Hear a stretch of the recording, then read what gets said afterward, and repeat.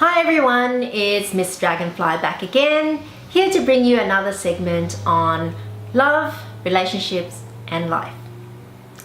Now last week I started on the point of needing to match on values and having mutual values.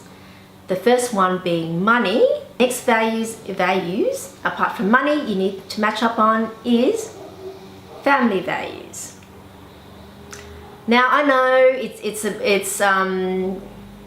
boring one. It's a boring point, but it's a boring point and also one that's not being given anywhere near the type of coverage that it needs and the type of attention that it needs. But however, it is very important because normally if you've got someone with very liberal values and someone with very conservative values, that is not going to work. And how that normally manifests is through family values. Whether you like it or not, who we are as a person is not just determined by our education and our life experiences, but also our foundation years, which are spent with the family. These early years affect us as a person, and the extent of that will determine the type of family links and how strong the links it is that we still maintain with our family. Now, a stronger family influence usually means that traditional values are more important to us, and we do place importance on that. However, it also shapes the perception, our perception of family roles and how you interact within that family or within a family. And that is very important because you are going to be likely to be playing out those roles or interacting the same way when it comes to your own family when you have later on. And of course that means your partner. And the traditional role would mean that the man would have the role as the protector and provider, and the woman being the homemaker role.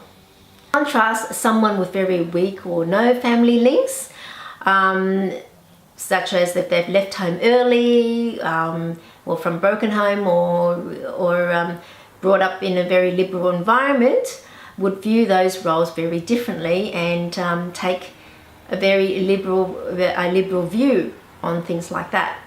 Now, if your partner had strong family links, then likely they would still be very much involved with their own family even after marriage, and probably keeping their family abreast of what's going on with your marriage. And then it begs the question, how would you feel about that? Would you be okay with it? Or would you kind of think, it's really not on? If this idea is not comfortable with you, then you're probably, well actually, it is a sign that there is incompatibility there, and you're probably best to look elsewhere.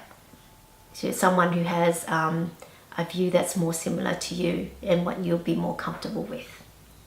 So if you both share the same family values, then it's not a problem. It's easy, you know. He has his mum over every other day. You have your mum over every other day. It's not a worry, and you both understand why you do it as well. You both understand each other. And if you both don't have weak family links, then that's great. You both don't have much to do with each other's family or your own families, and it's fine with the both of you, and you both understand each other and why that's the case. So no problems there. Now, growing up in a more traditional family would mean you would lean more towards playing out the same sort of roles. So then it begs the question, will you be able to do that? Will you be able to play the role that your partner is comfortable with and most likely expects? Will you have the skills to be able to do that? Not just not mind doing it. So if you're a woman, you'll be expected to be able to cook well, and cook often. And if you're a man, you'll probably be expected to be able to change the tire and change it well. Now, whether or not you agree with it at all, it doesn't matter, because if you don't, then it's best not to continue with the relationship rather than have an argument with them and try to change them. As I mentioned before, you cannot change people. It's best you don't try to change people. It just doesn't work and work out or it just has a bad result. And so if that's the case, it's best that you look elsewhere. As an aside, how each sees their role in a marriage is often a source of contention in a cross-cultural relationship.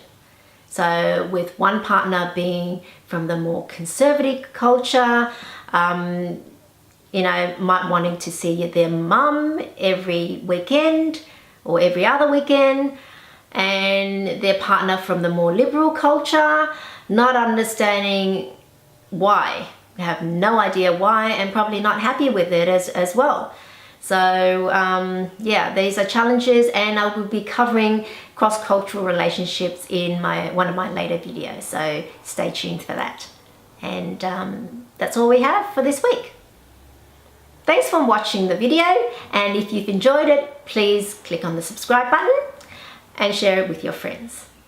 Now next week I will be covering the last and final point of having to match for a successful relationship, and that is mutual goals.